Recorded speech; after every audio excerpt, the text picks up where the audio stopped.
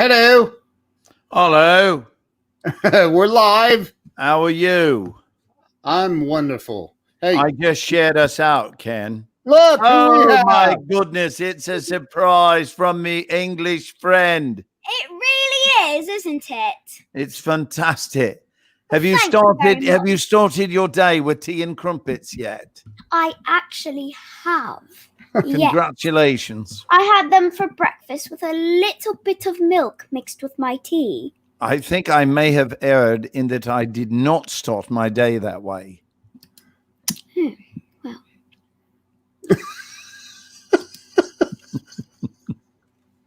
Don't really know what to respond to that. Hello, I didn't have John. tea and crumpets for breakfast. I had them for lunch and dinner as well. You're feeling a bit sassy, it looks like.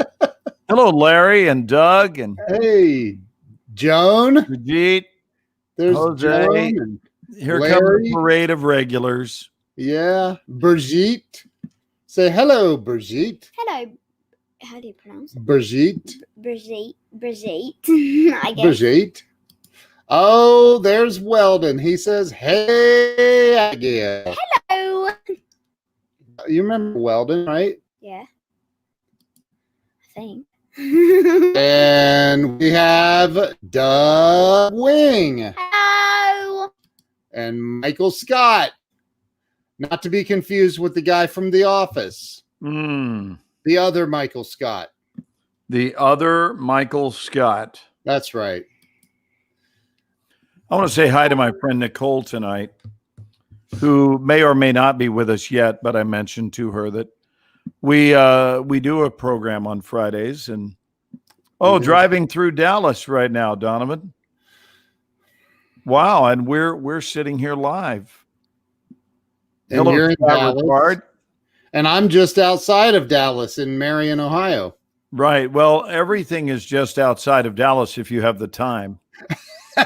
Right. Wait, Marion's outside of Dallas? No. It's Yeah, it is. Stephen Wright made that phrase popular when he said, everywhere is within walking distance, provided you have the time, Oh, gee. which I thought was a great line. Isn't he the one that always would look down and go, I seem to have lost a buttonhole? Yes. Yes. Yeah. He was working deep thoughts combined with the appeal of depression. Yeah. He is such a funny comedian. Oh my gosh. Well, I'm afraid I don't have any buttonholes. You don't Because I have don't have any buttonholes. buttons. Hello, Roxy. Hello, Susan. We're just waiting. We're doing roll call right now. We'll get on into some. Well, topics here shortly. and somebody has dance early in the morning, so she has to scurry off to bed. Yes, I do have to scurry off to bed, sadly. Sadly. I wish I could stay, but... Have a lovely dance class tomorrow, dear. Well, thank you very much. You have a lovely day tomorrow. And did I mention to you Happy October? Oh, yes. Happy spooky season. Is it all happy what season? Spooky. Oh, spooky. Yes. By the way, has it already started to get a little colder there? Very much so. I don't really like it that much. I kind of want summer back. I'm not a huge fan of winter because, number one, allergies because they're horrible. And I just don't really like, I don't like not being able to go outside without a jacket. I I don't understand like how wearing you feel. jackets. Well, don't wear it then. Well, I'll freeze. You'll thaw. It's not cold enough to freeze to death. It's 43. You'll just be really, really cold. Is that what it is there now? 43 degrees? At this moment, yeah, it's supposed to get down to like 35, I think, tonight. Whoa. Yeah. How cold is it Wow. in Texas? Probably not even close to what it is. I'm going to find out right now. What is the Fahrenheit temperature in Dallas currently? It's 64 degrees Fahrenheit right now. There you go, 64. 64. Oh, woo! Sorry Bless about that. you. Woo! Bless you. Thank you. You're welcome. 64 degrees. We have 30 years unity in Germany, 3rd of October. Time to celebrate and dance as well. Donovan says that it's 68 where he is. Well, how was it so warm where you guys are? It was only like in the 60s during the day here. It's Well, we're not actually exactly do next that. door, dear. We're not exactly next door. We're a ways apart. We're a ways apart. He's way down south. We should do an Abigail and Glenn show. That would be cool. She said, "Did you hear what she just said, Glenn?" She said we should do an Abigail and Glenn show. An Abigail and Glenn show. Yeah, the British show. Is it that easy to replace your father? Hey, don't do that. Don't do that, sweet girl. This is one of my cats thinking that it would be a good idea to destroy the furniture. Oh. Well, my cat, he doesn't destroy the furniture. He destroys his weight management, honestly. He's a bit big. He destroys his weight management. So he doesn't abide by feline weight management protocols? No. Wow. I don't think he probably wouldn't fit in a leotard, do you think? I mean, unless A leotard. It's 82 degrees in California. sign me up, pack your bags. I'm going to California. Oh my I'm God. coming. All right. I really can't see any cat enjoying being placed in a leotard. Probably not. I don't think he'd very much enjoy that. I'm going to grab one of my guys. We have 7 of them. Let me grab one of them, my personal fave. Okay. And I'm going to show him to you guys. Cat? Can I go get mine? No, you can't go get yours. Oh, No. my cat's really thick though and very long. He's what? He's very thick and very long. Very thick? Yeah, he's a Oh. thick cat. He's a thick cat. Oh, it's so cute. Oh my gosh. It's a little, it's a dimple. It's a little dimple. Aww. It looks like a little lion. Yeah, he's huge.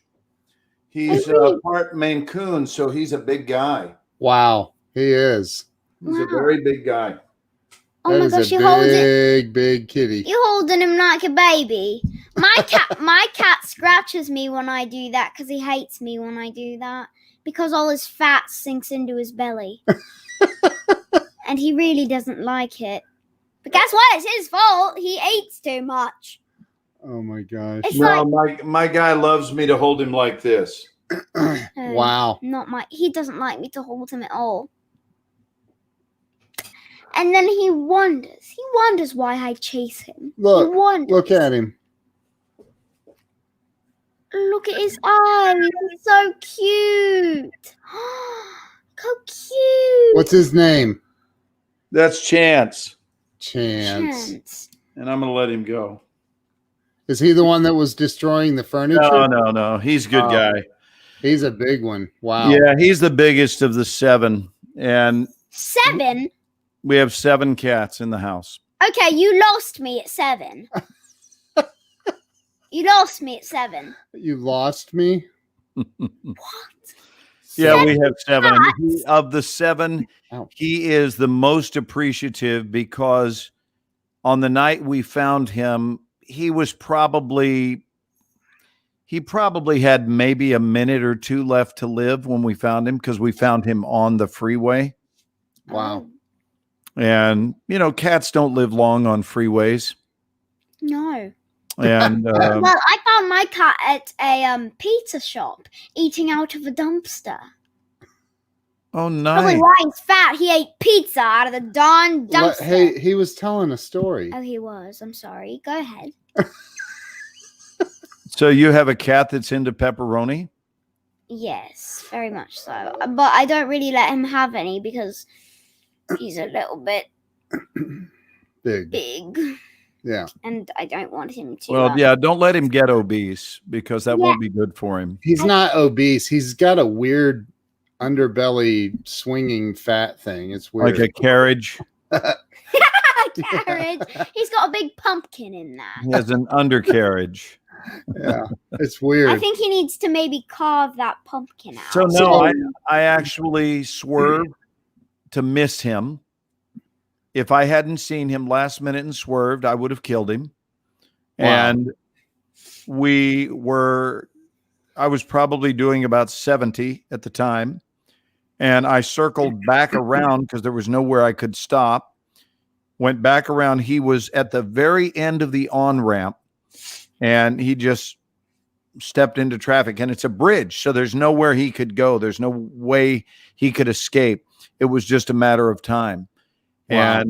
And I blocked off traffic when I came back to the ramp, turned on my flashers, and we went down, and we knew we were going to find him. There was no question. It was just, would we find him alive? We knew he would be there, but is he going to be there or flattened? And he was there huddled up against the side of the concrete wall, all scared, and, cars zipping by. And it was a memorable night. And he was 3 weeks old.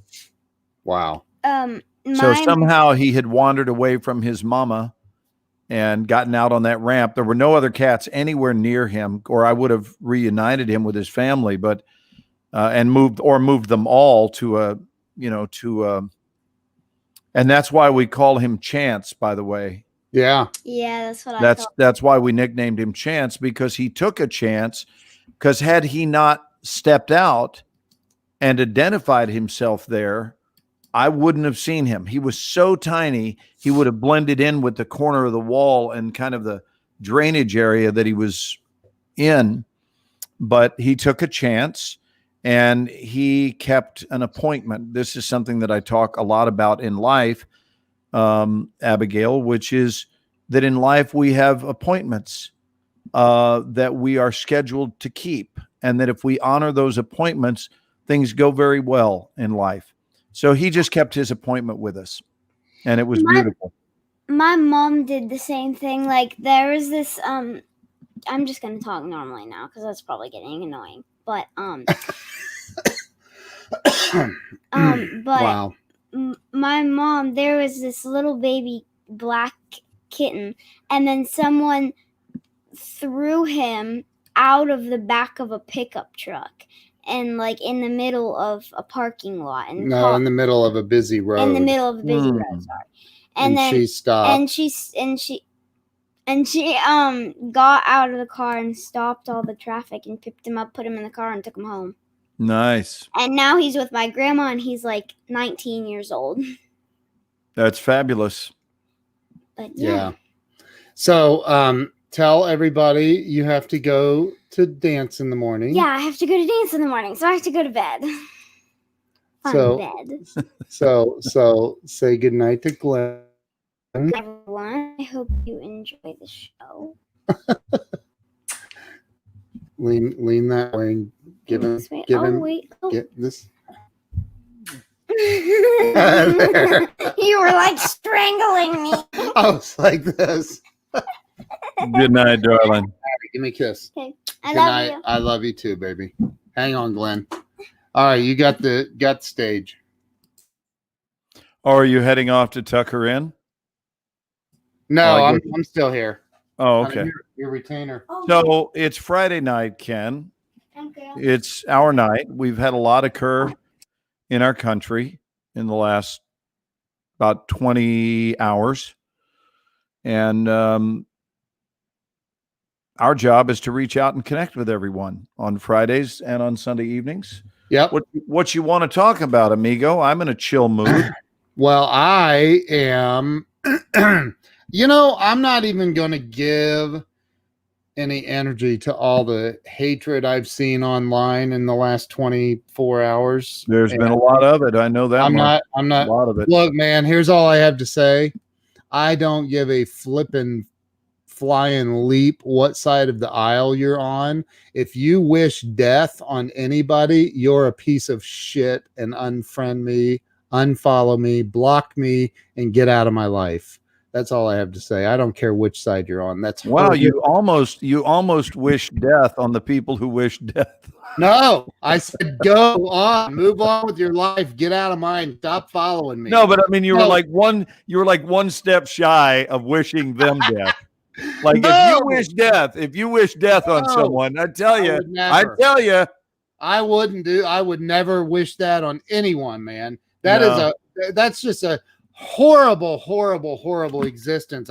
It blows me away that anyone could live in that place. Like, I don't get it.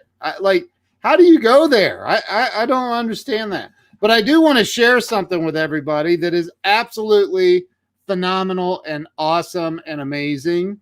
And that is, may I for just a moment, Glenn? Please. So you want to go full screen and I'll wait patiently? No, we can do this together, man. So, so Tuesday, this coming Tuesday, and I was supposed to be in Utah, and we had a furnace breakdown, and it just got it fixed today. And it just a long story. I Doug Wing, love that dude. I'm not going to make it out there right now. Maybe in the next couple of weeks. We'll see how it all plays out. But anyway, so well, you want to try to wait until there's snow and ice on the roads, right? No, no.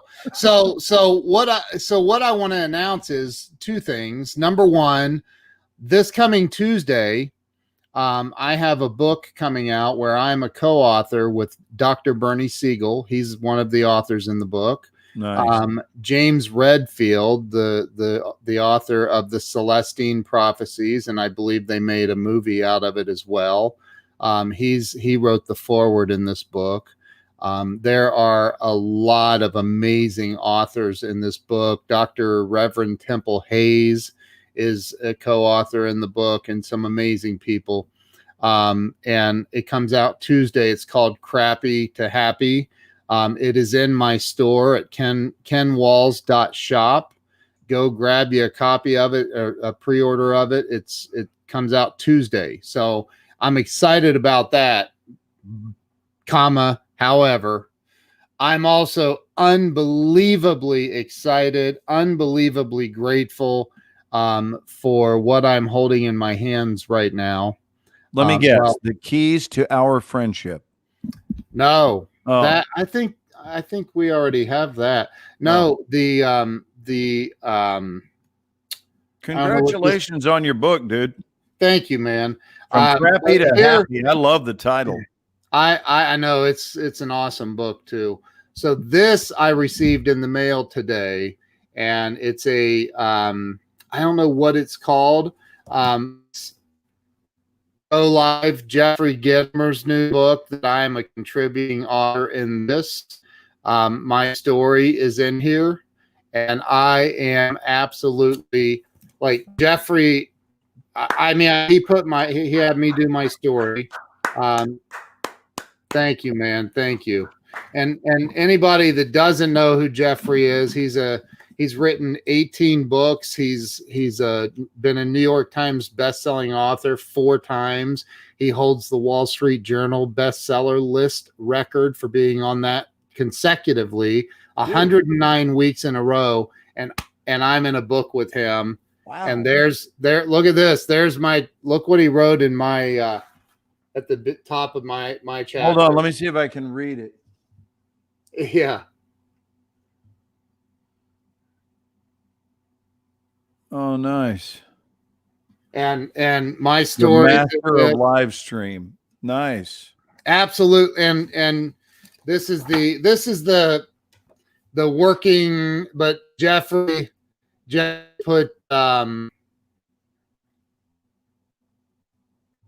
wrote me a nice note. Great contribution. Grateful for your brilliance. Book 21. There's only 25 of these. And this book, Go Live, is also in my store at kenwalls.shop.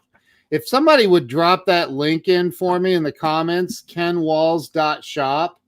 And you can go over there to Books I Love.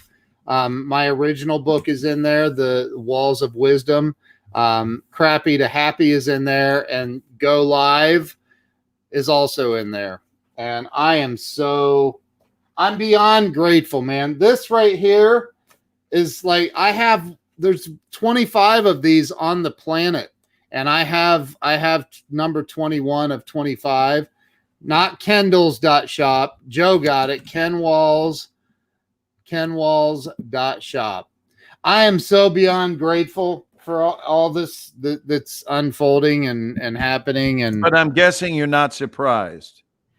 I am actually. Yeah, I am. I'm there it is. Thank you, Charles. Thank you, Joe. I am dude, I'm actually a little bit shocked over all of it. I am surprised. I think it's just wonderful when it rains abundantly. I think that's a cool condition. It's amazing. And I got to tell you, man, like, I have had some hard freaking years in my life, man. And just to have so many amazing blessings unfolding in my life, man, it's like, I just think, well, you heard Jeffrey say it, which, he said it, and it just didn't sink all the way. And he said, good things happen for good people, or something to that effect. Or is that what he said? You were there. What was it he said? I forget. I think he may have said good things happen to Ken Walls. Well, it's just, man, I'm blown away with gratitude. What a great mindset to be in. So I want to mention, and this is not about what happened in Washington, D.C. last night and is continuing to unfold today, but it is what brought it to mind.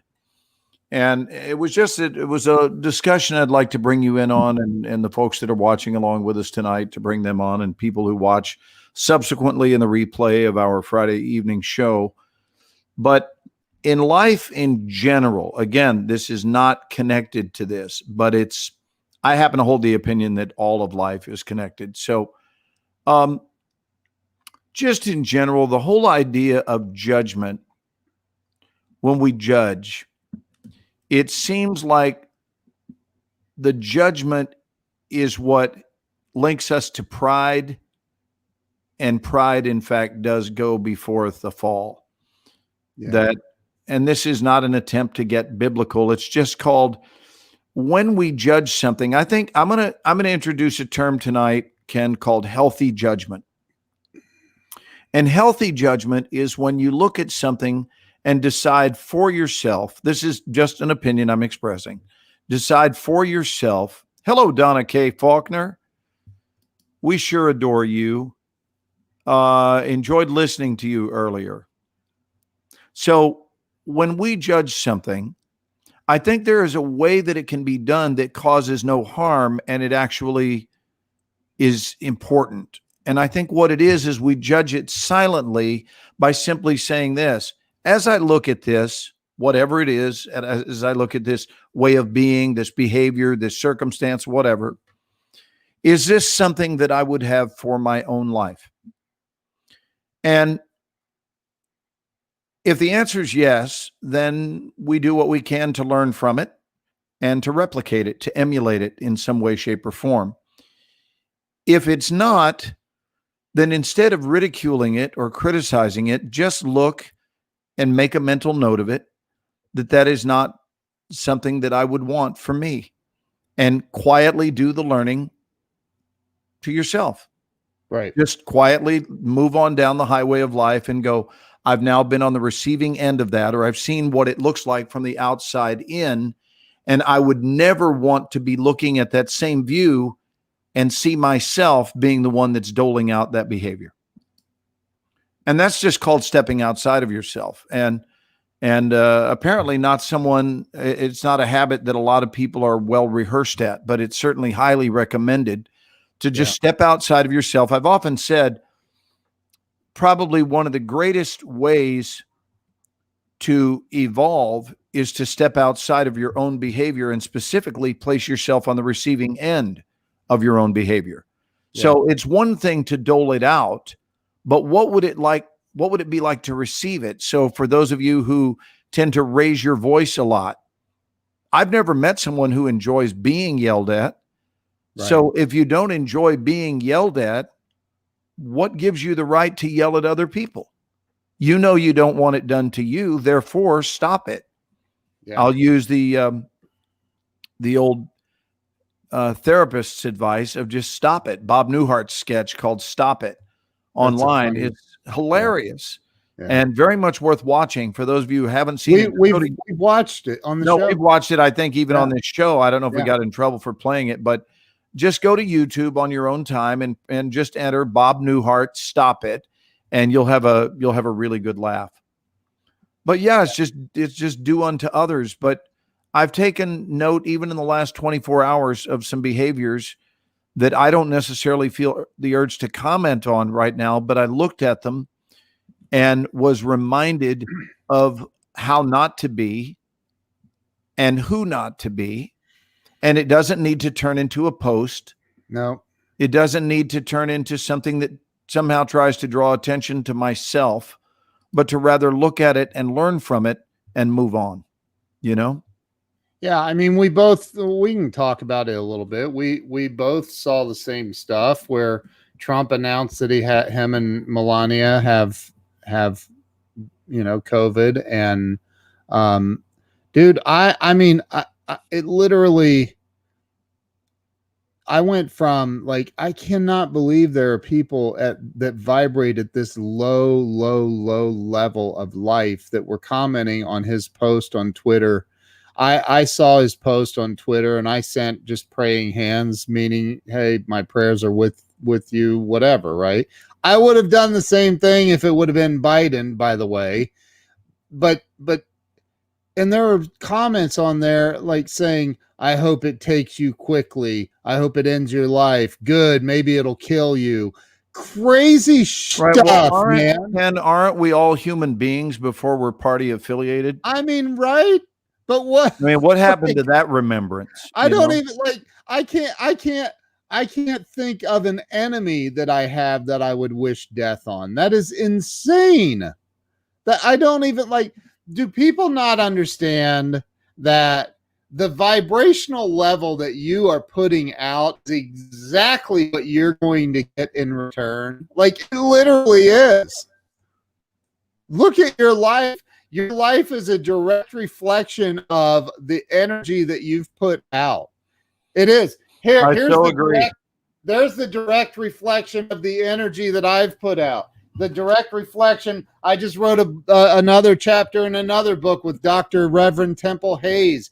The direct reflection of my life is like, it's really going well. And I think that my 18 years of recovery, that's about how long I drank. So I think I'm now at the place of, okay, maybe I've leveled up a little bit now, and I'm starting to become an adult. And so I just think that when you're putting off horribly bad energy and you're wishing death on another human being, I don't care. This is the thing too. Most people that say, I hate Trump or I hate Biden, bro, you wouldn't say that to their face. And if you had to sit down with either one of them and have a conversation, you would be a complete jackass if you said, no, I hate him too much. Why? Well, you don't even know why you hate him. You're just, that's stupid. And to wish death on somebody is even dumber. Easy. Dude. It's like, come on, stop already. The energy you're putting out, you're going to bring to yourself, man. Quit it. Do you have a heart monitor right now? I do. It's called an Apple Watch. It will alert me, by the way, if I go into atrial whatever. So, yeah, we're good. Does it double as a defibrillator? No, we're screwed. Okay. If All right. we need Take it that. easy. We Here's my we are pitch. Take screwed. it easy. Okay. We Take it are easy. screwed. And I had some salty pizza tonight, so I probably Congratulations on your new health plan. truth and sanity lives in perceiving the balance of positive and negative in every human being. Yeah, we love our Donna Kay. Always good for a solid word. Yes. She So- speaketh the truth, Ken. But what do you think? I mean, dude, you're hearing it from my side. Everybody, what else- do I think? You know what I think. I agree with you. You and I differ in many ways, but not at our very core. right? I think our differences are in the peripheral universe. They're not deep down. We both come from love. We both come from brotherhood. We both come from the desire to help others. We are both community-minded people. Yeah. And that's why we're friends. I don't need the mirror image of me in order to have a friendship with someone. And I certainly don't believe in surrounding myself with a bunch of sycophants who are afraid to stand up and tell you how they really feel about things.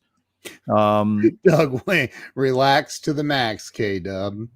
So But now, in general, we need to. I hold a spiritual belief. I hold many. May I share what one of them is, Ken? One of the beliefs that I really hold to be true is pointing at things.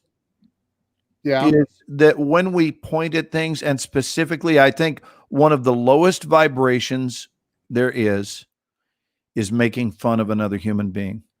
And I don't mean playfully. I don't mean that, because we play with each other. I don't mean that. I mean nastily making fun of another human being, and especially when it's in an area that they don't have anything to do with. So like for saying, like, for example, Joe Ingram's gray beard just looks stupid. wow, you just went right out there. Maybe you need to learn from the point I'm getting ready to make. Joe, but for example, if come back. whatever it is, let's say, for example, another human being is beginning to lose a step. Okay, just in general, to lose a step. I can't imagine a lower vibration than to make fun of them for that. First of all, one, do you think that's the way they want it? We know the answer to that. No, it's not the way they want it. But for some people, that is the path that is theirs to walk. And more often than not, it's for reasons that we can't explain. I started feeling this way when I was a young kid. This was not something that showed up later in my life. I remember taking on a group of 4 guys, 4 against 1. And I was the one, because these young boys, I've never talked with you about this. I've never talked in public about it. Wow. And it just came up for me as a memory right now, as I'm thinking about this. I do believe in the saying, I am my brother's keeper. And so back in high school, and I was, physically fit. I could certainly take care of my own. I was not prone toward fighting, but was very capable of defending myself if need be. And I was also raised to have a bit of a backbone, as most young men are here in Texas. But there were 4 other young men, boys, that were in my same grade, who had cornered this challenged young man. They had other words they used in those years when it was less politically correct, which I won't use tonight, but they were calling him names. Yeah. And they were poking him. You talked about you couldn't believe some of the ugly in the world. Boy, I sure can. I sure can. That I think what's amazing is not just that it exists, Ken, but that it exists in droves. So here was a demonstration of this. So this challenged special needs, they didn't even have the term special needs back then in the 70s, or if they did, it wasn't used. I don't remember hearing that for many more years, but it was a special needs student, and everyone knew what his situation was. And 4 guys had cornered him and were poking him with a broom handle. Wow. And they were ramming it into him. and taking turns and laughing and handing off the handle, and then someone else would go at it.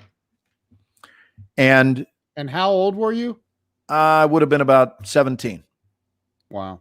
And I intervened and grabbed the handle from them and said, I'm going to hurt one of you really bad if you don't get out of here right now. I said, I also know that the four of you can do your thing with me, which is why I'm not going to fight all four of you, but I'm going to put this stick through one of your heads. Wow. And I want to tell you, in that moment, that is exactly what I would have done. I would have been capable of doing that. And I'm not a violent person. I'm not violent even slightly, but I was doing for someone else what they could not do for themselves in that moment. This young man was incapable of defending himself. Mm.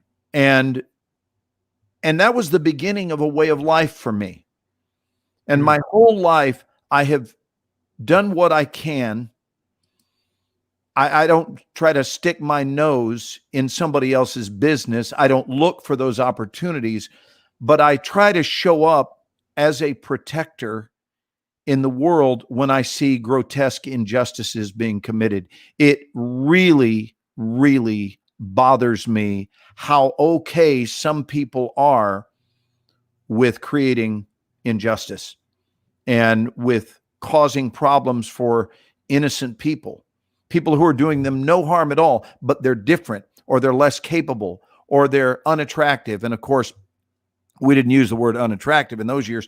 People would just be ugly and use the term ugly. They would say he's ugly or she's ugly or whatever. And it's like, first of all, we were all assigned the physical appearances we were assigned, and some are more attractive coming fresh off of the assembly line than others. And others have to work harder to shape the trophy that we won, at that initial race, to shape our bodies in a way that would be attractive. And a lot of time and energy is put into that. Anyway, I don't want to get too much off topic. There's been something about me that holds this belief. If you make fun of it, whatever it is, if you make fun of somebody for their situation, I believe you are literally cruising. You may remember this saying from growing up, cruising for a bruising. Yeah. Meaning that by making fun of it, you karmically set yourself up for trouble of any kind. Again, this is not about what's going on in Washington, D.C. I see this as a life truth. If you make fun of somebody because they're grotesquely overweight, get ready to have, if not weight troubles of your own, get ready to inherit karmically the same metaphorical equivalent where people will someday be making fun of you for something that you struggle with. So it doesn't always come back in the exact form. You could make fun of someone about their appearance, and you will find a way to be made fun of for something else. Yeah. So often in life, I just think it's best to avoid that low vibrational game of making fun of others. I think it's only for people who know zero about karma. They don't know about energy. They don't know that it's impossible to prosper if your game in life is that you do it at other people's expense. Now, it may seem like you do, but I think seem is the key word here, my brother. I think that people seem like they're winning, just like people think that money automatically buys happiness, or that celebrity does. Here's the deal. Until you've been at ground zero and you've seen it, and you've seen it a lot, right? Which I've been friends with loads of celebrities, and I can't tell you that they are any happier than anybody else. It's true. I can't tell you that they are, because I don't believe that they are. I think happiness is a decision, Right. A lot are, but a lot are not. A lot are not. In fact, there's a story. My point is that the celebrity is not what made them happy, Ken. The money is not what made them happy. That was a pre-existing condition. Right. Exactly. Doug Wing said, I had this big bully in high school. He kept picking on me. One day he knocked me down and I dropped all my books. This kid saw it, grabbed that bully, slammed him up against the lockers, and told the bully if he ever touched me again, he was going to hurt him really bad. So, Doug, that's who I was. Yeah. I was that guy. That's me too. That's me too. I was that guy that showed up and did that. And you know what? All four of them look, and it was like, I got respect in that moment while they looked at me, and they realized I was not kidding. And that was the end of that moment. Everybody cleared out. Yeah. I think that people who are, again, I told you earlier that on our during our phone conversation, it literally, I was reading some of the just absolutely hateful messages that people were leaving on President Trump's Twitter feed, wishing him to die, and it literally brought tears to my eyes. It hurt my soul listening to that. Like, yeah, what? I don't care who it is. I mean, I'm sitting here feeling bad, thinking Joe might have taken my joke seriously, and I was kidding, and I think he knows that. But why don't you just own it right now and make sure that he knows you were playing? Joe, I love you, dude. I love you, man. So please don't take it. It was a joke. So, and I know he didn't. Him and I joke with each other. Hold on. I'm getting a text from Joe. Yeah. Tell Ken he's a jerk. Yeah, I'm sure. But, I think that we need to, Doug's right. Look, bullies in reality are cowards. They always pick on smaller or weaker kids. Yeah, well, they choose their prey. And that's not just with kids. There are adult bullies. I know a few of them, and they're literal bullies, and they're worthless. Worthless. I know some bullies that think they have a little bit of money that are worthless human beings that people absolutely despise being in their presence. And I'm talking about they have a lot of money. So I think, it definitely does. I love what I've heard people say. Having money only magnifies who you already are. That's right. A pre-existing condition. Yes. It magnifies what's already there. And so if you're an a-hole, having money is just, you're an even bigger one. And if you're a little love kitten, you're an even bigger one. You become a love lion with lots of cash. With a lot of cash. That's right. So Teresa says, I work one of those guys, but his day will come. It always does. It always does. Charles says, Joe, put the razor down. Joe's like, I'm shaving this. He's gone. Joe left. Well, let's hope he only means he's shaving. Somebody tag Joe. Tag him. He left. Make sure he's not doing something else with the razor, Ken. Oh, geez. I mean, that would really be it if Joe ended it over your comment. Oh, Joe wouldn't do that. So, but the when you're spewing hatred on anybody, it's just going to come back to you. It literally is. And Lisa Patrick says it best. What did Lisa say? You'll have to look. Oh, karma is a bit, yeah. Hi, Lisa Patrick. How are you? Oh, here. Joe's still here. Joe isn't gone. He's crying in the corner, tugging on his beard. Oh, Lord have mercy. So, don't be a bully, man. Don't be hateful. It's just, not that it matters, because me saying that, if you're a hateful person, me saying that, you're just going to start hating on me. And well, but here's where not being educated, the saying that ignorance is bliss. I think that's kind of a kiddie pool understanding. I think there's some truth to that, but at the end of the day, you can be very hurt by what you don't know, what you're unaware of, and especially with regard to things like karma. For example, if you don't even understand the concept, you can be behaving, and I don't mean you, Ken, I mean we, you, me, any of us. Anyone. If we don't know, we can be behaving in ways unintentionally that are not, as it turns out, in our best interest at all. Right. And it can wind up being such a sellout. And I want to throw this out there. I don't know if anyone else has ever had the feeling, but every so often, one of the things human beings seem to need more than anything is to feel like they matter. So there is this ongoing, very prevalent quest for significance of any kind. And it's not necessarily global significance like we get in the film and TV business. It's just the thought of perishing one day and no one even knows you visited this world is a horrifying thought. So as a result of that, people are looking for some kind of significance.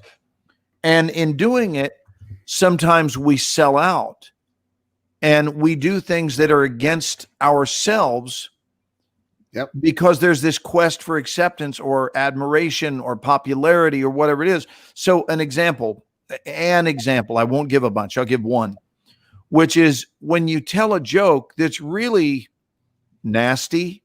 And I don't mean nasty as in dirty words. I don't mean that. And I like a good joke as much as anybody, but it's really at someone else's expense. And it's a nasty, nasty, crude, horrific joke. Why? Because it manages to make fun of someone that isn't you. It isn't you. It's somebody else. Right. And then afterward, you get the chuckle of the guys that are around you and all that. And then the scene clears 30 minutes later or an hour later, and everybody goes back to their homes. And I'm in the car. I mean, I haven't done this in a very long time, but this is how I learned it. I'm in the car going, I didn't need to do that.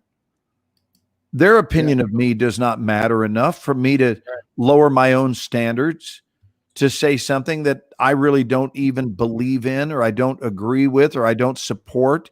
And it's interesting that the more I began to understand the laws of karma, the more careful and more precise I became about the decisions I make with regard to what I allow to come out of me in my life. Yeah. And I'm infinitely better off as a result, which is why I campaign for it quite often, because I think that, this is one of the reasons I came up with my next book title, and it's called Had They Only Known, right? Yeah. It'll be either Had They Only Known or If They'd Only Known. And how many behaviors would differ? It's just food for thought. It's really good food for thought, but how many behaviors would differ if people had a deeper understanding of what was going on up underneath the particular action they're taking or the thought they're running? What if they knew what the real cost was? Would they still do it? And I'm convinced that they wouldn't. I'm convinced that ignorance allows people to proceed unimpeded because they just don't grasp the price. And if they could understand, big dog, you're hurting you with this crap. You're hurting you. You're also hurting a lot of other people, but you're primarily hurting yourself and your own path. Life could be so much more prosperous. It could be so much less bumpy. You could have so many more people who really liked the human being that you were. You could live life with so much more ease and experience a very harmonious condition, except that you're reckless and you don't put any forethought in the actions you take at all. Right. You're like a pinball in life that's just bouncing all over the place. And I think that journey can, from pinball to flipper, when you move from that modality of being a pinball, and in this same game, you become a flipper, which is a device that takes aim. and it's more intentional about the direction, whereas the pinball is just reactive. And I think the flipper is proactive. So anyway, I went on a bit of a deep dive in that, but I'm just seeing a lot of things like all those comments. I read a lot of the comments online today too. And it doesn't matter to me what side you're on. Ugly is ugly. And Yeah. And whoever you're bad mouthing or wishing them ill, that is not in your best interest. And Exactly. many of them, I'm sure that has not even occurred to them. They're only thinking that it's about the other person. They don't see that it has any correlation with their own life vibrationally at all. In fact, there's a good chance they wouldn't know a vibration if it crawled up their friggin' pant leg and bit them in the ass. Well, I don't know if it was Confucius or whoever said, I just lost it when I was trying to think of who said it. I lost it. Well, you mentioned Confucius. Yeah, no, I lost it. It'll come back. I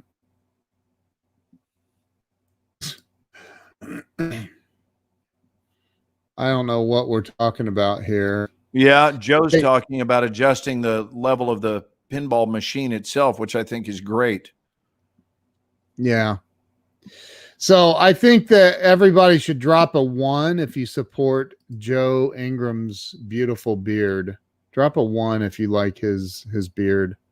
I love his beard. It's a bit devilish. Joe's such a good dude, though.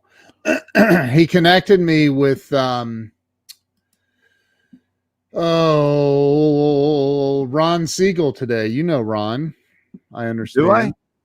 Yeah, he's has a lot of Ron Siegels, man. That's a radio that's show. like a show business name. He has a radio show out in Orange County that you were on. His show. I do know that Ron Siegel. Yes. Yeah, I'm being interviewed on his radio show on Monday. Nice. Yeah. Good for you. Yeah. Joe made that happen. Look at all the 1s. My Lord, people love Joe's beard. Look at that.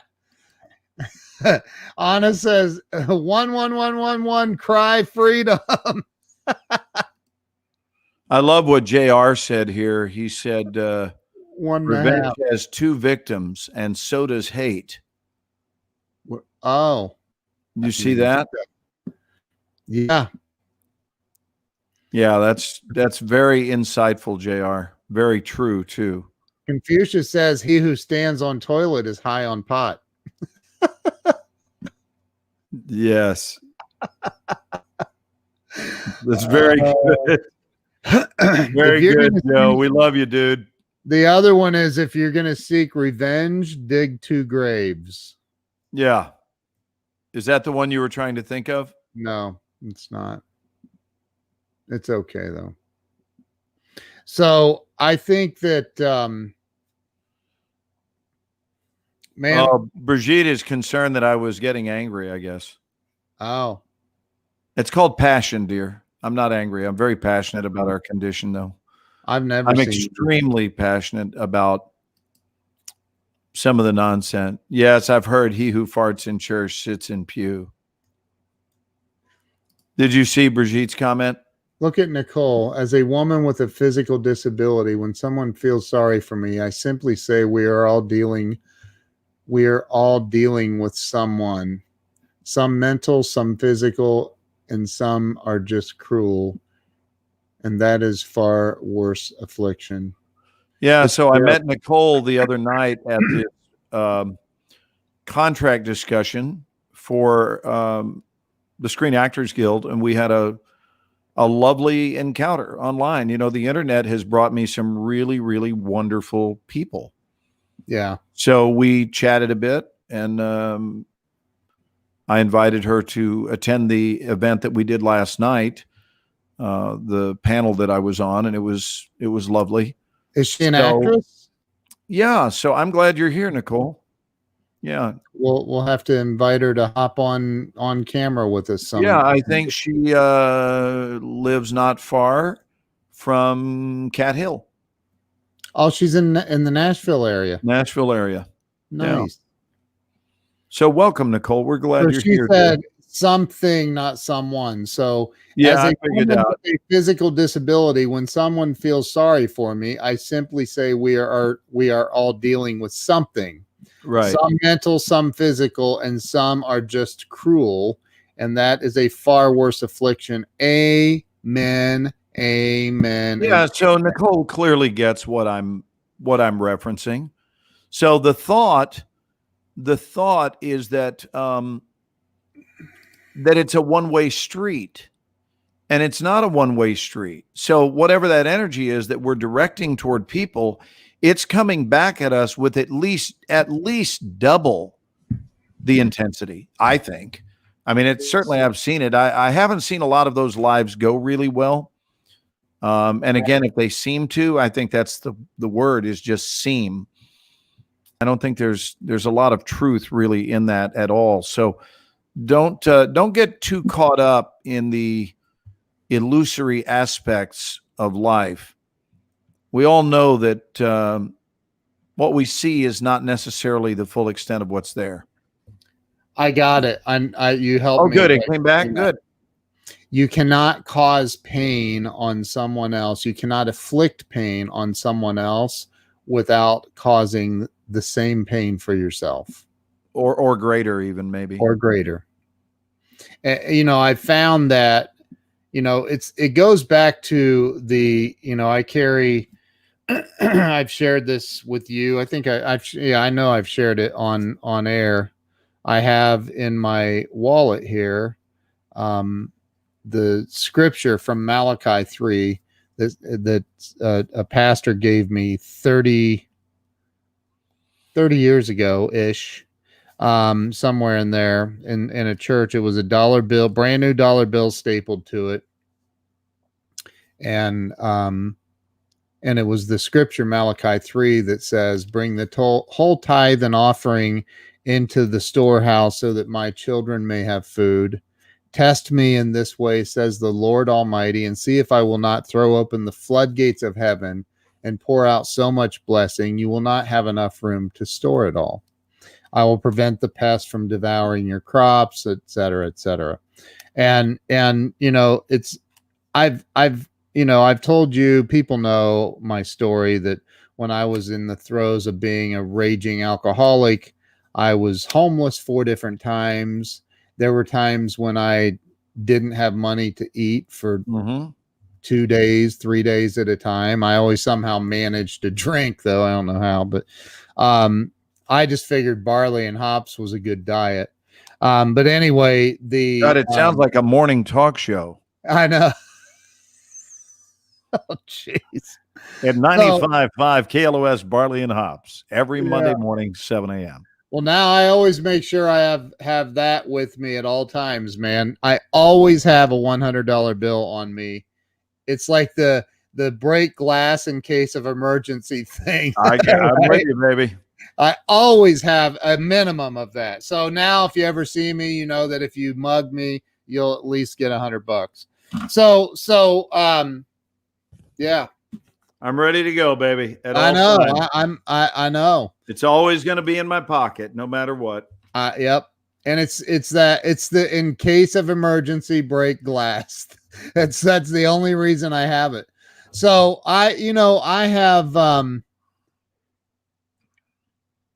I don't even know what my point was behind all that, dude. I think that, and I never spent that dollar bill is my point. Mm-hmm. And I keep that to remind, I keep that scripture to remind myself the importance of giving to other people, the importance of helping other people. Yeah. But and I know I don't help people so I get help. I don't give so I can get, but I do know this for a fact, that when I do, it's inevitable.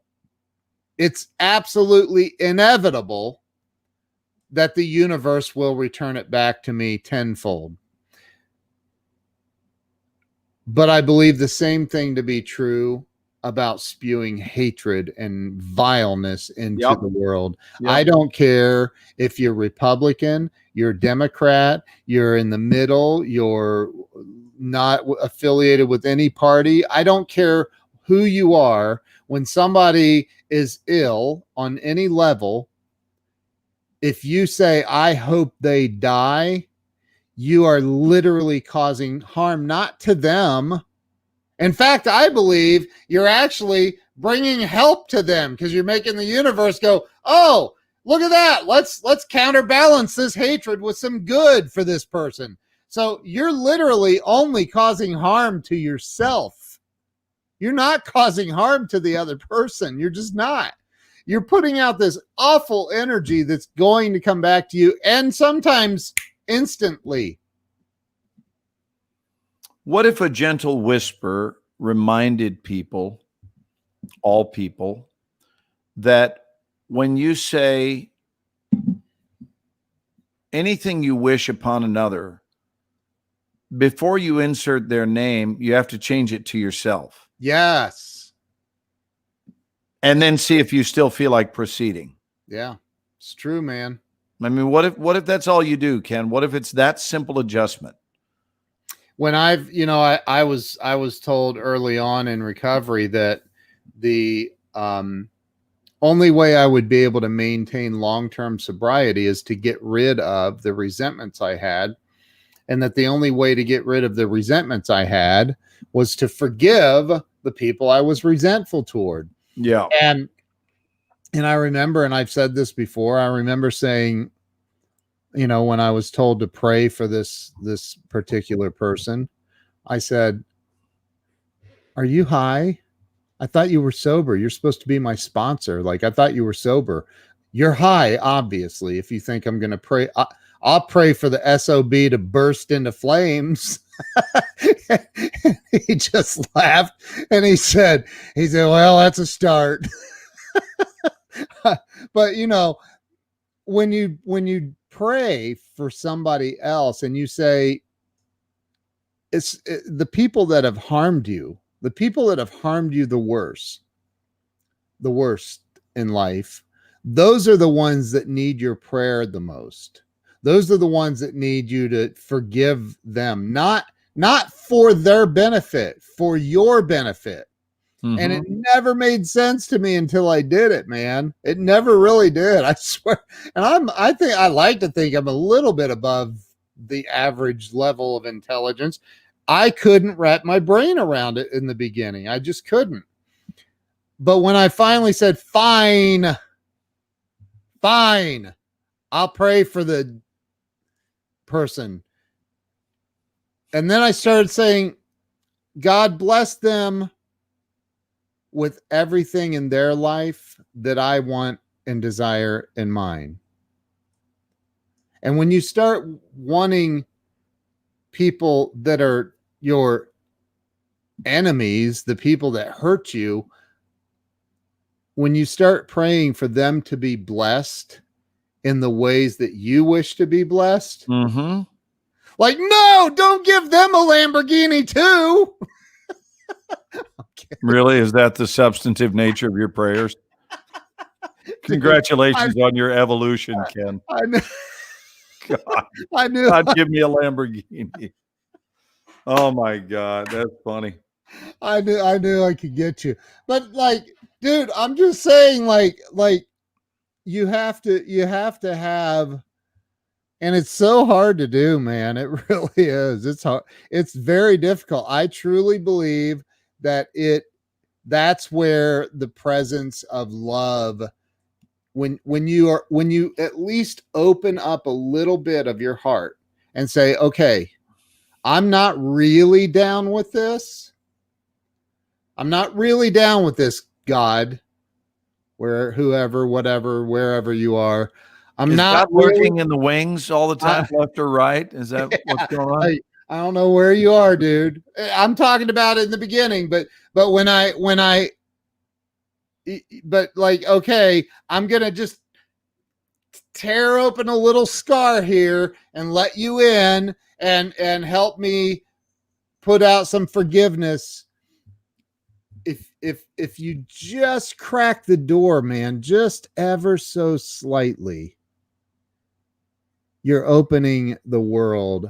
You're opening up the universe for yourself when it comes to forgiveness and blessings in life. Look, guy mentioned that I have a chapter in Jeffrey Gitomer's new book.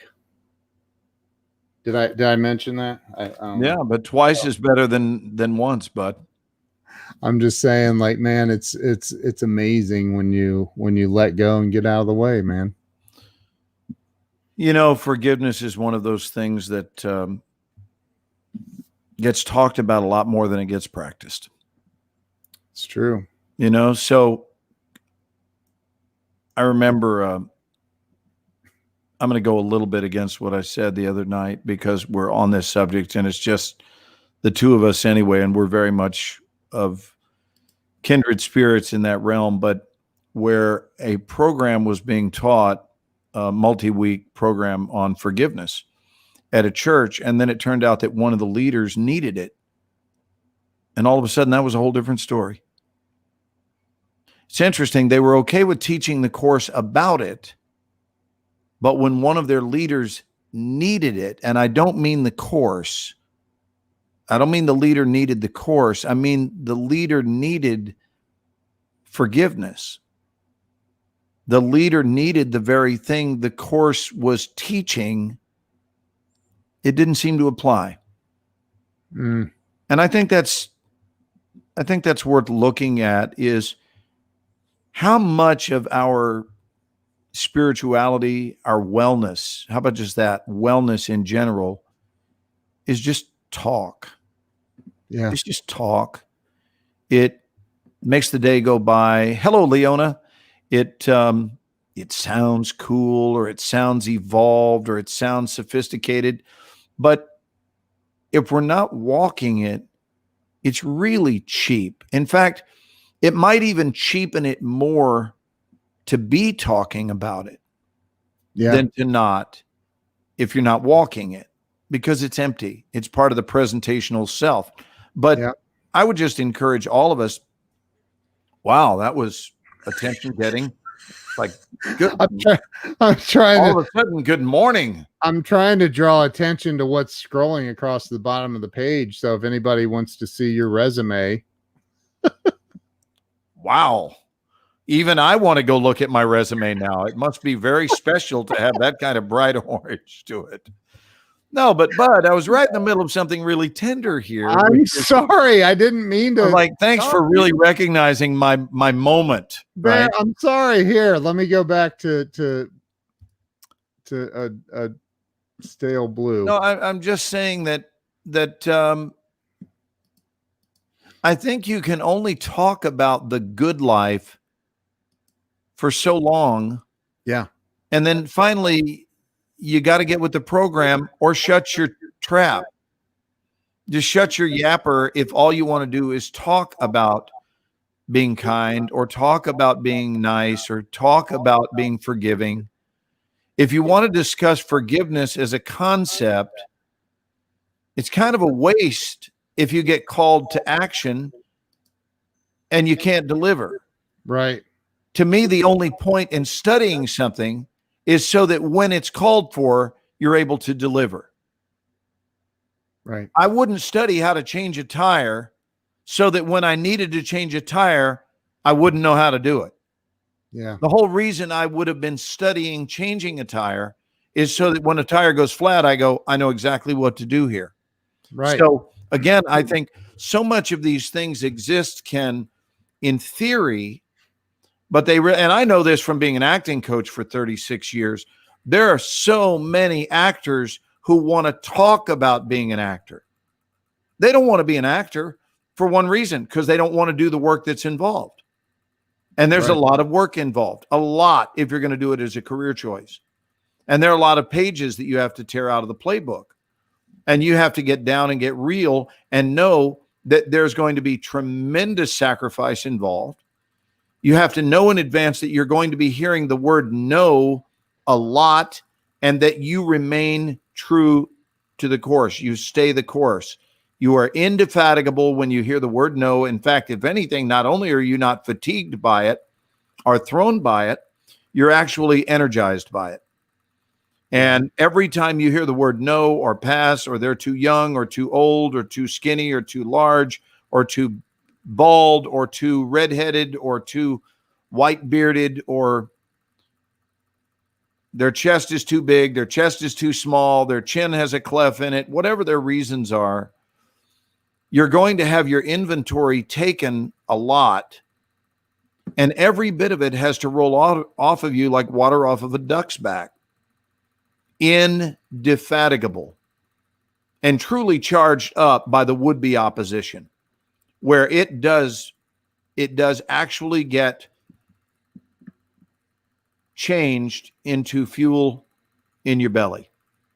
Yep. And it's fire. Naysayers have never, ever hurt my path one bit, but I'll promise you they've energized my path. Yep. My whole life, I've always responded to naysayers quite favorably. Me too, dude. I'm trying to figure out some of these posts here. It says, I need my glasses. I think I want to. Joe calls it I'm gonna disease. Yeah. I want You to think you want to what? I want to share a video. I want to share one of the funniest people. I've seen this comedian live. He's in recovery, and he's been a comedian and an actor. I don't know about actor. He's been a comedian though for a long time. And he does when he does like he comes to Columbus. I think he's in LA. He comes to Columbus and he'll have like 2 nights where he does nothing but a recovery bit for people in recovery only. And then he'll do 2 nights for the general public.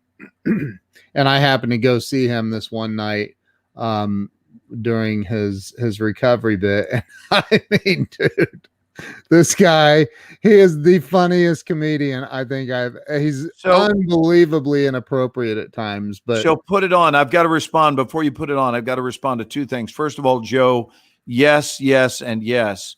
Yeah. About Gunna disease. And down here they call it fixin' to. Specifically, it brings up a line in metaphysics that it's great. And if you've never heard it, you're going to love this one, which is will do is not doing.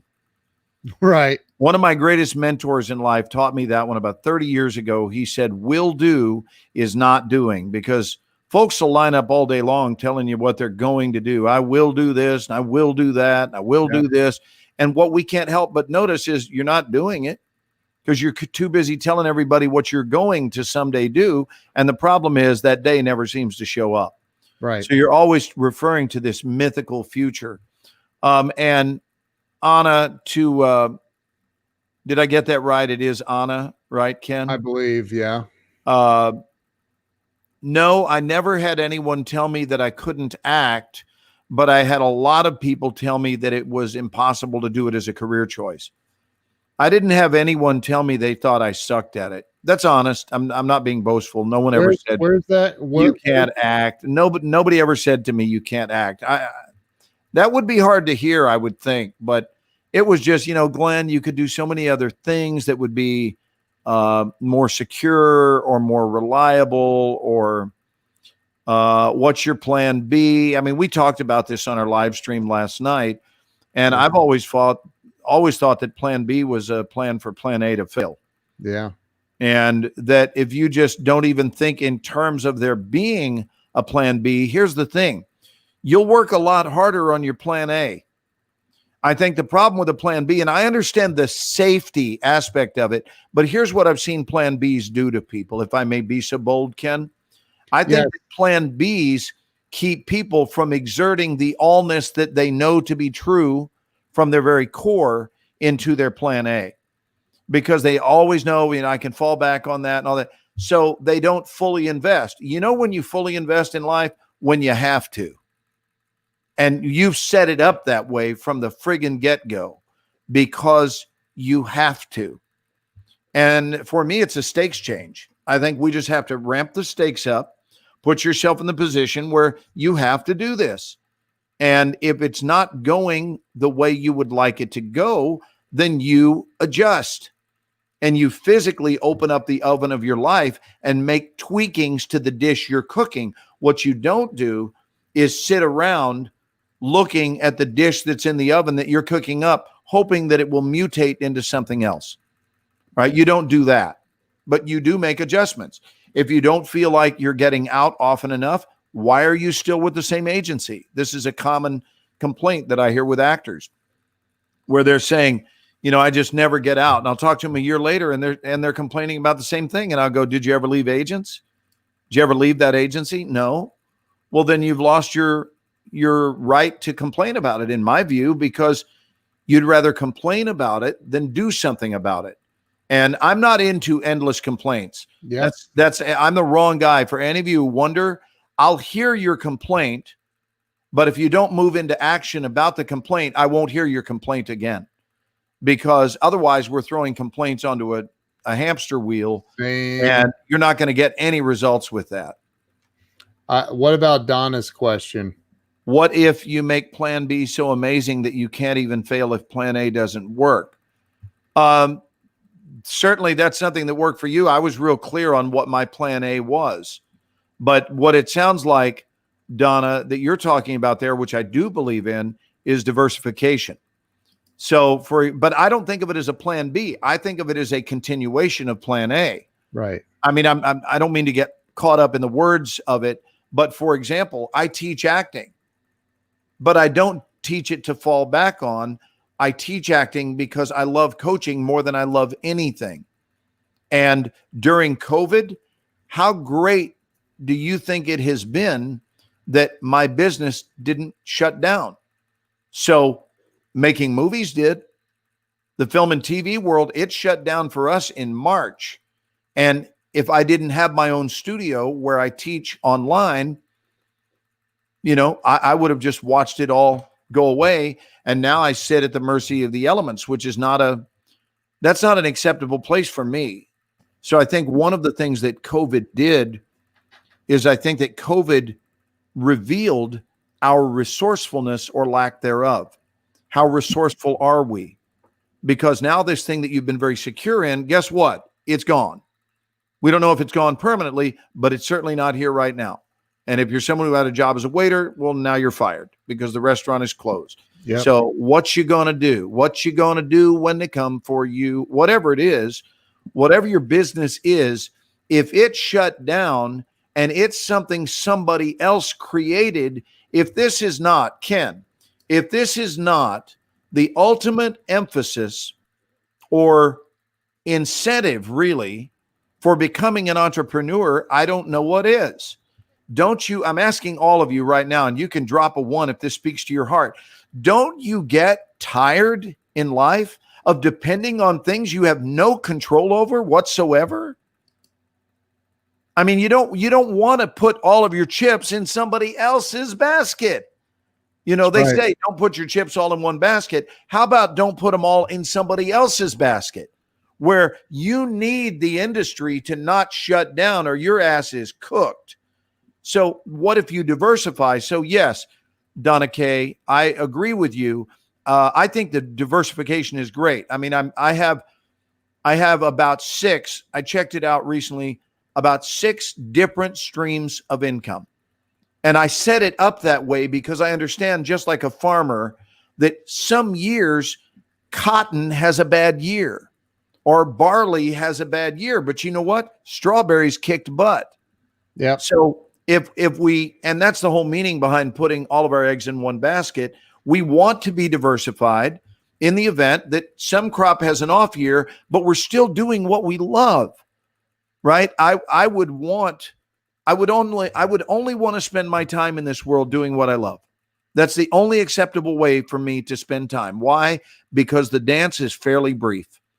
I damn sure don't want to spend it living someone else's plan and then all of a sudden begin to look down and notice liver spots, wrinkles, and now it's time to die. Right. And I never paid attention to what I really wanted to do with my life. Unacceptable for me. I'm not preaching. I'm admitting. You want to show the video, Ken? I'm in total agreement. I need to if I show this, I need to say that there are going to be inappropriate things this guy says. Just being completely real. I don't think we really have a huge kids audience, Ken. Right. That's a great point. So Donna, thanks. It sounds like we're on the same page, dear. Donna is scheduled to be on my show, by the way. Oh, wonderful. Yeah. Wonderful. She's scheduled. I forget what the date is, but she's scheduled for, I believe, this month. You know, I was so in love with my building, Ken, that was here in Texas where I taught actors. And I did love it. I absolutely loved it. But I was so in love with it that it didn't occur to me that when COVID hit, that I was a matter of weeks away from having students in New York, Phoenix, Michigan, Atlanta, Australia. And I was going to add that as the coup de grace, and that I would someday be teaching a young woman in Australia. And that only came about because of COVID, because COVID forced a decision. It didn't make me go online, but what it did force is you either go online or you lose your workshop. Yeah. One of the two. And it made it very easy to choose. And then you helped me get online. And all of a sudden, my Tuesday night class that I teach is for someone else, their Wednesday day class in Melbourne, Australia, which is, you know, it's amazing. It's beautiful. So I think it's about keeping our cool when the crap hits the fan. Don't freak out, but rather tap into your entrepreneurial mindset and think, what can I do with this circumstance that seems to be wreaking havoc on a lot of lives, but does it have to wreak havoc on mine? Or can I do something in consciousness first, followed by action, that will create an override and allow me to somehow bolster things and thrive during this time that is challenging? And I think it's available, but I think it's done here and here first. And if you get these two working together, that's a pretty powerful combination. I agree. Totally agree. Let me share this.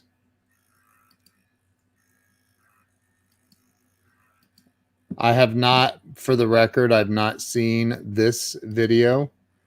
Well, then hopefully it will be completely offensive. He's he's done some offensive things. And hey, I want to say hello to Mark and say, Mark, I'm so sorry for the loss of your father. Mark's father passed away. I think it was 2 days ago, Mark? Sorry for your loss, Mark. Sorry for your loss. Correct me if I'm wrong, please, Mark. But bro, I love you, man, and I've kept you in my thoughts and prayers. And his father meant the world to him, and I just want to say, love you, man. Been thinking a lot about you. So our arms reach themselves out and around you, brother. Yeah, we all get our turn in the barrel, don't we? We do. So we're with you. Let's watch this. Let's see if we can bring some laughter to this, because I think you'll love this guy. So here, I'll mute myself too.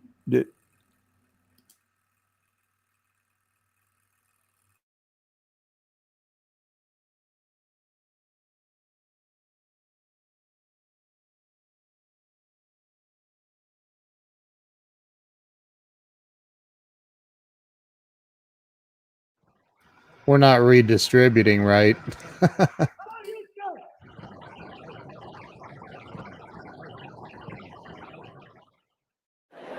If you're a newcomer tonight, new in recovery, there's a few things that I want to get straight right away. I'm not an expert on anything healthy. I was on the radio in Chicago, and the DJ, he says he was a normal person. Normal tonight means most. That's all it means. Doesn't mean better, more blessed. In fact, I think some addicted creatures are so skilled and have so many gifts. It takes us a lot of years to pay attention to what we've lost and the list of loss before we ever try to get help. That's why we get here late. Now, on the other side of that, I've never seen anybody get to recovery too late or too old. Never. I've seen people quit too soon. So that being said, if you're in your first year of recovery, there's this thing called the 13th step that they want you to stay away from. And I will second that. Relationships when you're new, horrible 13 step. Go right to 14. That's banging an old timer. That is okay. That's all right. That's fine. Yeah, we want that to happen. You know who really likes that joke is old timers. They like that joke a lot. So now for the normal people, I got some for you too. There's a whole bunch of material I have tonight that's for the two groups of people I'm looking at. I'm looking at two groups, always two groups. 24 years of doing this. I got sober in 1988 and clean, if that's your word. If you're an NAAA person, I got language that won't fracture anyone. Amazing how we get so particular about words. You know, we'll survive years of abuse, but you can offend us with a sentence. Mixed message there, right? It's like having a pitcher of margaritas watching Intervention. It just doesn't really make sense, right? Normal people don't clap for that. They don't clap for that. It sounds reasonable. Sure, why not? Yeah, that's a tough show to watch sober. Yeah, so that's funnier than hell. I've never said that on stage before. I like that. I'm glad we're recording tonight. We're making a film tonight too, as part of the documentary I'm filming. It's called One Night at a Time, and the thing is that cameras add 10 pounds. We got 5 of those, so I had to get back to my freebasing weight from the 80s. Not a lot of normal people in this room tonight, I can tell you.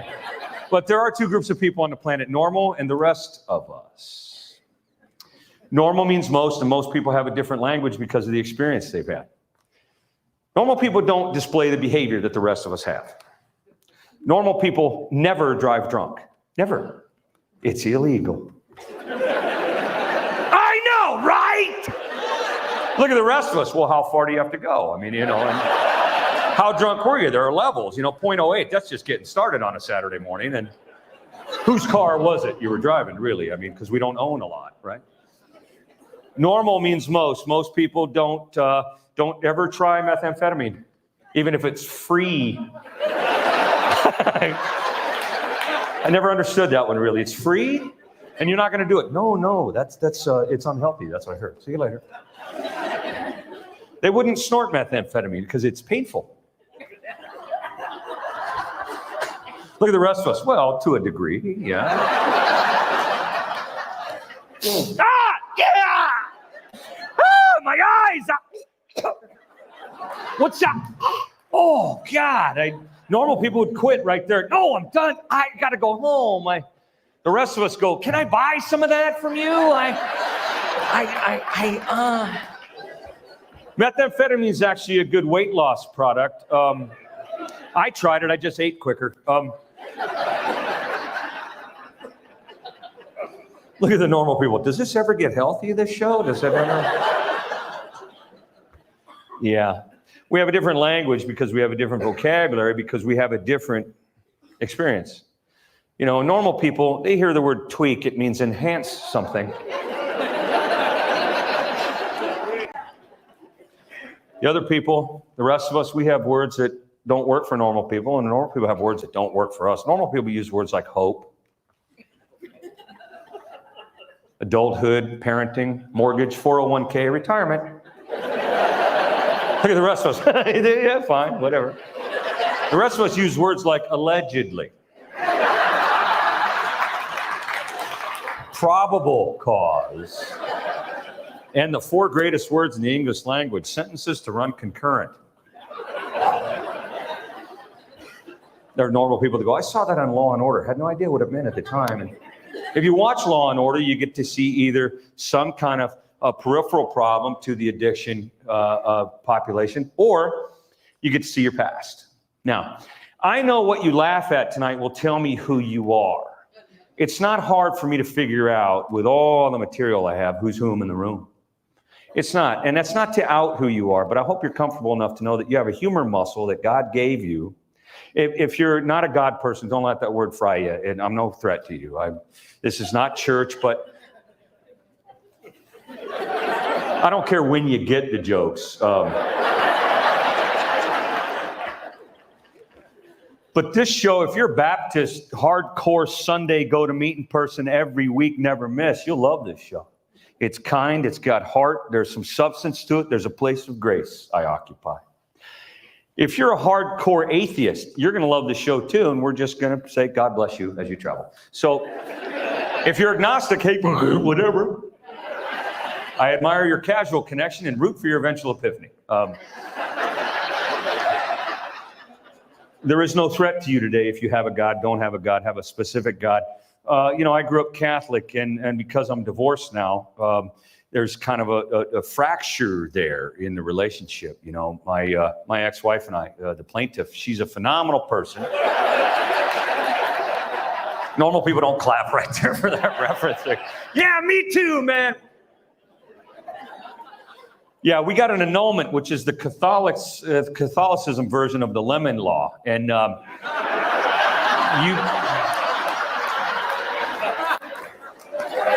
Thank you. Yeah, thanks. That's brand new and still a little painful, to be perfectly honest with you. It's okay. I'll stop, man.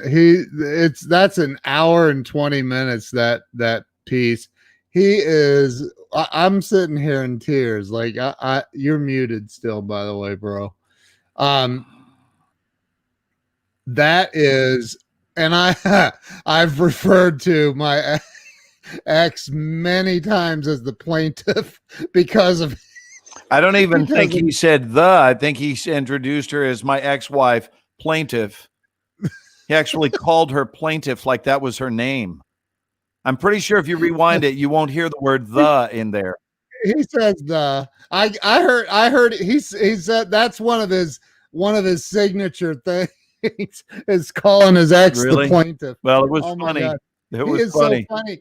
He talks about in his, and I'm sure it's in there because I didn't even know he's that got video great existed, stage presence. I he mean, talks about, oh, dude, he talks about, an alcoholic and a pot smoker. He's like, when an alcoholic is, driving a car, they're like one eye's closed, trying to make sure they're okay. And a pot smoker's just really chill and driving like 30 miles an hour slower than everybody else.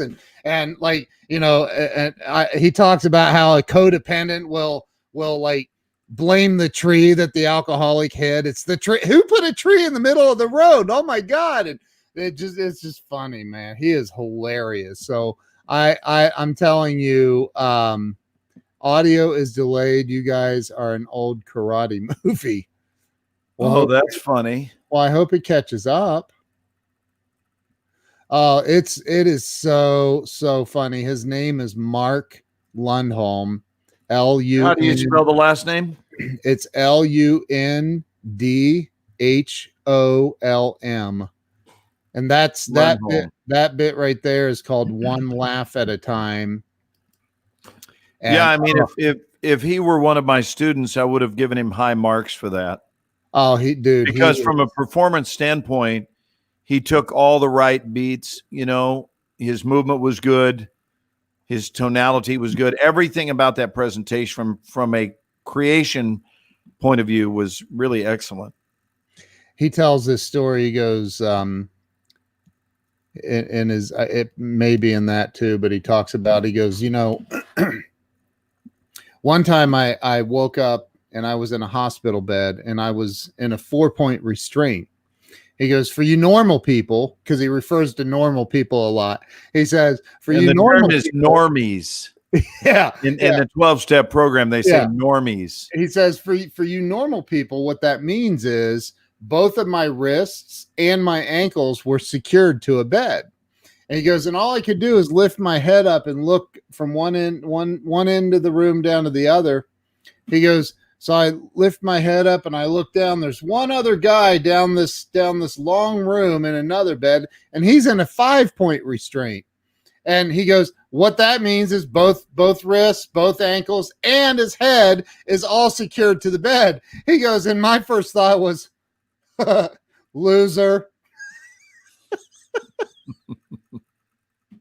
It's just, it's so funny, man. He is hilarious. He is, and he's just absolutely hilarious. But hey, anyway, Ken, I need to go, brother. I need to go eat some dinner. I am hungry, and it's 11:25 at night. You have to go? I do. I haven't had my din, and I'm really, really getting some hunger pangs. Wow. I dude. don't want it to turn into being Yeah. hangry. Well, then let's tell everybody good night. We've done 90 minutes. That's a good amount of time for our show. I know, man. It's the time goes by fast anymore. I think we added some value to the world tonight. I hope so. I hope so. I'm going to go back and watch the news for a little bit. Leona, I love you too, darling. Hey, Leona, I have a question. The 2 Dallas Cowboy masks you made for me, and I love you for that. The one with the star that sits right on my nose, I still have. And the other one, I took it down with me to Louisiana when I was shooting that movie with John Schneider. And somehow, because we had to wear our masks on set, except when we were filming, but we had to be present on set with them until the last minute. Then we took them off. And anyway, I don't have it. And I put notice out for everyone to look for it when I left. They haven't found it. I'm sure that some either Cowboy fan picked it up and hung it up as a banner. They're probably not trying to use someone else's mask. Or if it's a Steelers fan, they might have set it on fire. I was literally getting ready to say those exact words. Yeah, well, I know you're kind. But if you have another one, which was the one with all the busy Cowboy activity, I would be happy to pay you for that, darling. I would love to pay you for it. But if you could make me one more of those masks, not the one with the single star, but the one that had all the Cowboy logo, I loved that mask, and I cannot find it. So I'm sure it got left in Louisiana. Dude, Charles Coachman, he was in the group coaching last night. Yeah, I love Charles. He's that guy, man. What a good dude. He got a lot of heart. Oh, he is. Oh, she's a Steelers fan? Yeah, she told me that the other day when she found out I was from Dallas. She said we might have. She basically let me know we might have to overcome a few things in order to be Nicole friends. now. But listen, Nicole, Ken's my bestie, and Here we go. he loves Steelers, so Here it's we okay. go, Steelers. Here we go. All right, dude. Thank you guys. Love you all. Thank you. Oh, Leona has the fabric for me. Look at that. That's I'll nice. look at that.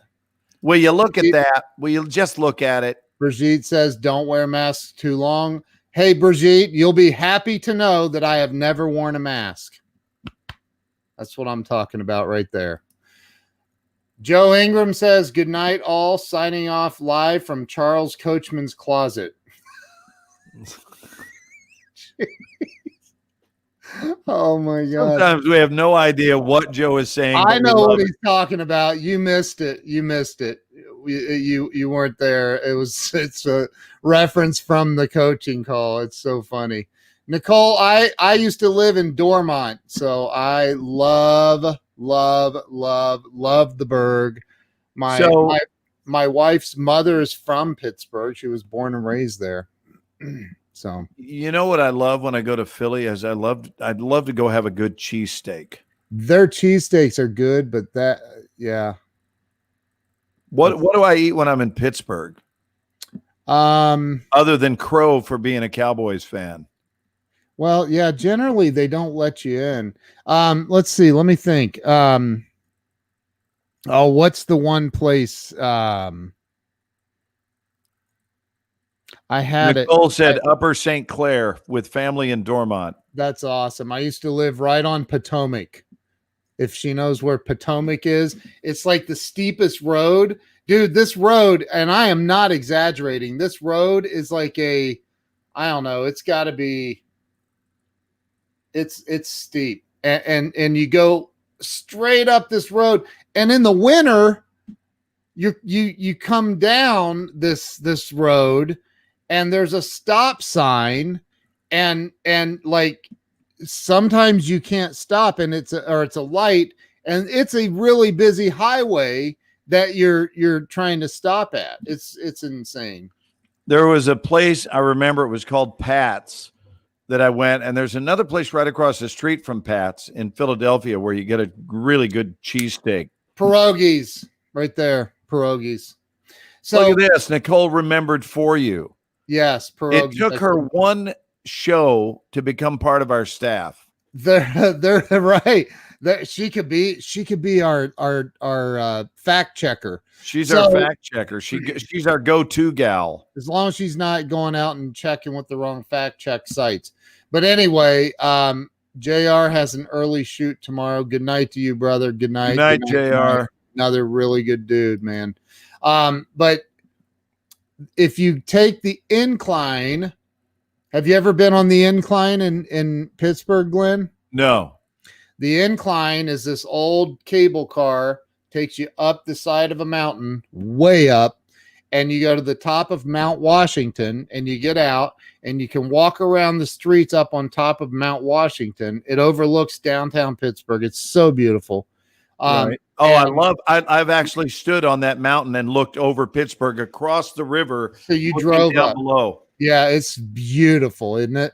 And so if you go up there, Don't sign us off. I'm going to look at my cell phone and find a photograph that I took from that vantage point. wow. She says the incline is amazing. My father grew up in Mount Washington. Oh, wow. So when you get to the top of Mount Washington, you get out of the incline, you go to the right, and there's a really big viewing area that you can go walk out on. It's this big concrete thing. And then across from that, you walk up this street, and I forget the name of this place, but there's a little restaurant on the left. Forget the name of it, but it's a haunted. It's an old house that they turned into a restaurant that's haunted. And Jill and I have been up there multiple times, had brownies with ice cream, and it's just. Here is what I dream of before I show you that photo. Here is what I dream of. I took this last night, and I was, I'm always seeking some sort of guidance. And my cats were showing me last night what they think we need to be doing between Democrats and Republicans. Okay. Yep. Here's what we need to be doing. Oh my gosh. Now, hold on, watch. I'm adjusting to get a better view. He stopped and looked at you. Is that beautiful or what? Wow. So those two are brothers. Wow. And he's just taking care of his bro, And I think that this is really, I think they figured out something with regard to political differences. Amen. That's like you and I, well, almost. Maybe that's pushing it a little bit, but yeah, you're not licking me, bro. here's my mom looking at big text the other day. Oh, wow. That's at the state fair. Yeah. I told you that what we did, and there's mama looking at the state fair. No. Man, that's a very, very significant photo Yeah. for me. Hold on just a minute.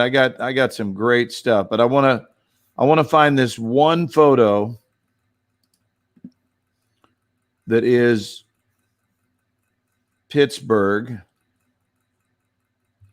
Here's a little fun, Ken. Oh, wow. That's my brother Brian and I. Wow. Brian's my brother that passed away last year. Here is what the end of the bed usually looks like. Jeez. That's only 4 of the 7. But Wow. I'm giving you guys a little tour through this. But I'm going to find that one in Pittsburgh because I loved it. Talk about something interesting for a moment while I find this. I know something interesting. Did you know that you have a thing in your iPhone photos that will allow you to search by a map, and you can like zoom right in on Pittsburgh? Oh, really? If you took it with your iPhone, yes. Let me show you first a photo that I'm going to send in to the city council, I guess, or city of Nashville. Oh, look what Nicole said. Oh, that's funny. So listen, Nicole, you'll appreciate this since you live in Nashville. But I took this photo of Nashville, and it's one of the most beautiful photos. I took it 2 years ago. I was there doing a movie. Check this out. It's just lovely Nashville. Yeah, there it is. So, wow. That is not lovely. Do you know how to? Yeah, and Joe said you can, and he's right. You can also type in Pittsburgh in the search. Did you know that? are you serious? If you go to photos, and if you go back to the main down at the bottom, you'll see a little search icon. Oh, wait. Should I do this? I'm almost on it. Click right on now. that and type in Pittsburgh. Okay, I'm going to start all over, and I'm right next to it. Do you want to just give me a minute? No. You want me to do it your way? And now the end is near. No, dude, do it your way. I mean, I'm almost there. I'm wow. I found it. Uh-oh. Would this by chance be the view you're talking about? And I took this photo myself. You ready? That's it. That is it. Yes, There's the sir. view. So I took that from Mount Washington. Look, let me show you one that's similar. Here. Looky. Glenn. Yeah. Look. Same, Wow. same Nice. shot at night. How about this with Three Rivers Stadium? See if you can spot it in the distance. Joe, you stole my line, dude. I almost said that. Do you see the yellow there? Yep, I see it. There's the yellow bridge, and then if you follow it, you'll see Three Rivers Stadium over there. It is. Yep. I see it.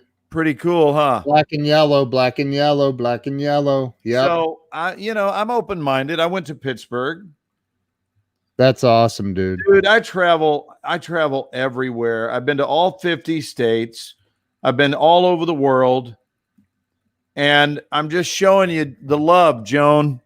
Here's some of the love, baby. Look at that. Look at that. Pennsylvania. Wow. There's Abigail and I on the incline with the city behind us. Look, Oh, nice. that's the city in the Oh, background. that's actually while you're riding up the incline? Yep. Or down. We were riding up or down there, but yeah. It's such a Nice. beautiful, I'll tell you, the very first time I went to Pittsburgh, I was driving. Oh, look at you and Supergirl. I love that show, by the way. Wait a Love. minute. Let it focus. Here, let me Ever going to focus? pull. There you go. There you go. Yeah, there we are. That's awesome, dude. Not everybody has a what's- photo with Supergirl, but I did that series for a season. What's her name? Oh, I just call her Super.